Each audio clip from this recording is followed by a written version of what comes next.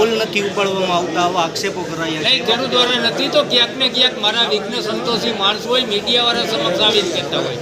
ખેડૂતને હું જવાબ દેતો જ હોય, પણ મને ક્યાંક ખબર હોય કે ક્યાંક કોઈ હરી કરવાવાળા હોય, એમાં પણ હું ગંભીરતા રાખું છું ને એવા પણ ઉપાડતો પણ નથી. અરવિંદભાઈ, કાર્યાલય આપણું વંથલી ક્યારે શરૂ કરશું? વંથલી મારું કાર્યાલય ટૂંક સમયમાં ચાલુ થશે.